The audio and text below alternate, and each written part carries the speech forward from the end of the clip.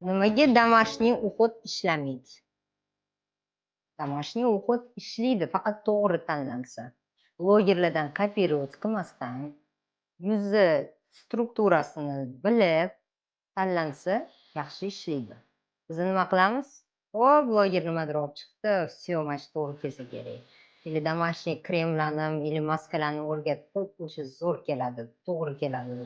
Kecha patsientka keldilar, yuzlariga glitserin, ayvit, mana bu hamma narsani aralashtirib, yuzlariga maska qilganlar kechasiga. Yuzlari komedonga moyilligi bo'lgani uchun shunaqa toshib ketgan.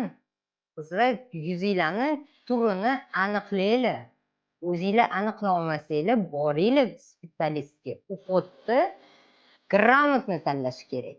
O'shanda rezultat bo'ladi. Blogerlar Instagramga reels olayotganda sizlarga qiziq bo'lishi uchun chiroyli yuzga kartina qilib olib chiqishadi. Lekin retinol ishlatayotganda bitta nihoyatchalik doza yetadi. Qolgani уже dermatitga olib keladi, kuyishga olib keladi. Uni problemasini hal qilish juda ham ko'p vaqt oladi. Поэтому nimanidir ishlatishdan oldin retinol ishlatmoqchimisizlar, yaxshilab o'rganib chiqinglar или specialistga boringlar. Sxemasi bor o'zini. Kislota ishlatmoqchimisizlar, тоже uni sxemasi bor. To'g'ri tanlaymiz.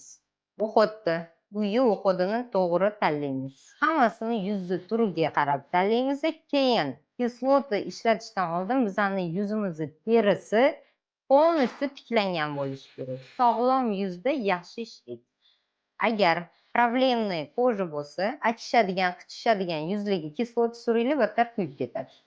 Так что hamma narsani vaqtida, normada to'g'ri qilamiz. Oxirgi paytda juda ham ko'p problemная koja.